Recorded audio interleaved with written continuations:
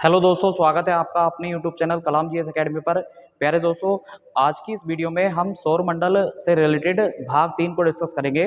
तो यदि आप हमारे यूट्यूब चैनल कलाम जीएस एकेडमी पर नए हैं तो आप हमारे यूट्यूब चैनल कलाम जीएस एकेडमी को सब्सक्राइब कर लें, साथ में बेल आइकन को भी प्रेस कर लें ताकि सभी महत्वपूर्ण नोटिफिकेशन आपके पास सबसे पहले पहुँच पाएँ।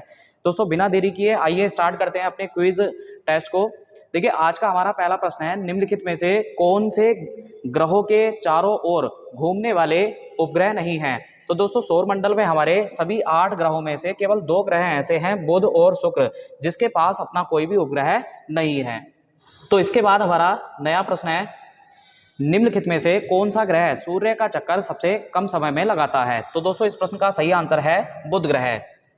तो हमारा नया प्रश्न है, सबसे तीव्र गति से सूर्य का चक्कर लगाने वाला ग्रह है।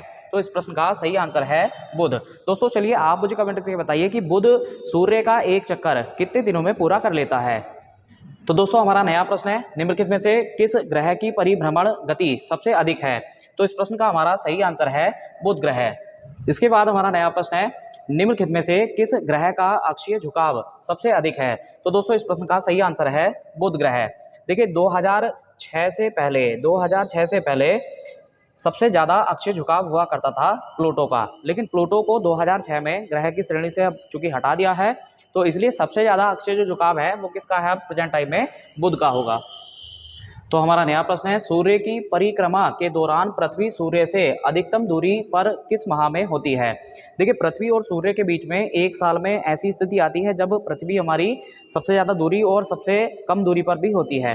तो यहाँ पर हमें बताना है सबसे अधिक दूरी। तो देखिए, सबसे अधिक जो दूरी होगी, ठीक है, ये होगी हमारी जुलाई के माह में। चलिए आप मुझे कमेंट करके बताइए कि जुलाई की वो कौन सी तिथि होती है जब हमारी पृथ्वी सूर्य से सबसे ज़्यादा दूरी पर होती है। तो हमारा नया प्रश्न है, पृथ्वी उपसौर स्थिति किस महीने में होती है। तो देखिए, इस प्रश्न का हमारा सही आंसर होगा जनवरी माह में।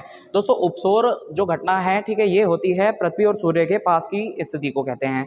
तो ये घटना कब होती है, जनवरी में। देखिए, जनवरी में, ठीक है, ये 3 जनवरी को हर साल घटना होती है। तो नया प्रश्न हमारा है, तारे पूर्व से पश्चिम में किस कारण ज्यादा दिखते हैं। तो दोस्तों, इस प्रश्न का हमारा सही आंसर है, पृथ्वी पश्चिम से पूर्व की ओर घूमती है। दोस्तों, अगला प्रश्न हमारा है, गोलाभ पृथ्वी ध्रुवों पर चपटी होती है, यह इस तथ्य से स्पष्ट सिद्ध होता है। तो इस प्रश्न का हमारा सही आंसर रहेगा, पृथ्वी का भार ध्रुवों पर सर्वाधिक तथा विषुवत रेखा पर न्यूनतम होता है। इसके बाद हमारा नया प्रश्न है, पृथ्वी अपने अक्ष पर घूमती है। तो दोस्तों, पृथ्वी हमारी जो घूमती है अपने अक्ष पर, ये पश्चिम से पूर्व की ओर घूमती है, और यही कारण है दोस्तों कि हमें प्रतिदिन सूर्य जो उदय है ये पूर्व से होते हुए दिखता है। इसके बाद हमारा नया प्रश्न है, निम्न में से किन तिथियों को सूर्य की किरणें विषुवत रेखा पर सीधी पड़ती हैं। तो दोस्तों, इस प्रश्न का हमारा सही आंसर है 21 मार्च और 23 सितंबर। दोस्तों, एक साल में 2 बार ऐसी स्थिति होती है जब सूर्य की किरणें हमारी भूमध्य रेखा पर सीधी पड़ती हैं। तो वर्ष में 2 ये दिन ऐसे भी हैं जहां पर दिन और रात की अवधि बराबर रहेगी।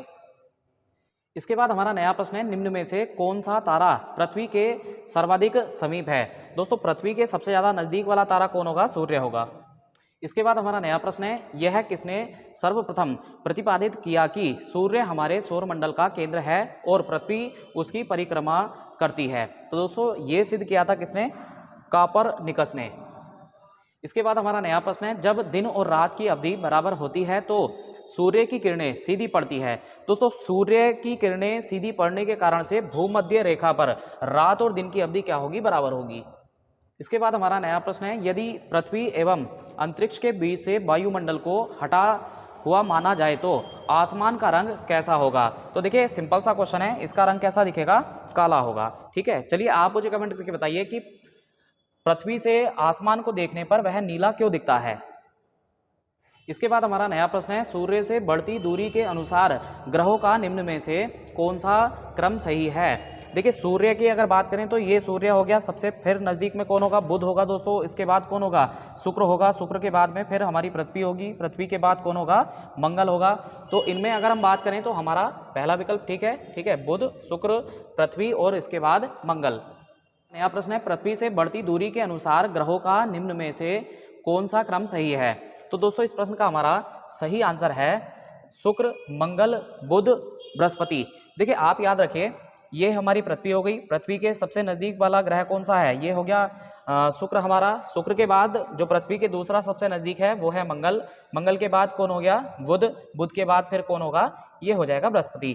दोस्तों आप याद रख सकते हैं ऐसे, देखिए लेफ्ट एक बार राइट, एक बार लेफ्ट और एक बार राइट। तो इस तरह से हमें इन सभी 4 ग्रहों के क्रम को, ठीक है, ढूंढने में आसानी हो जाएगी।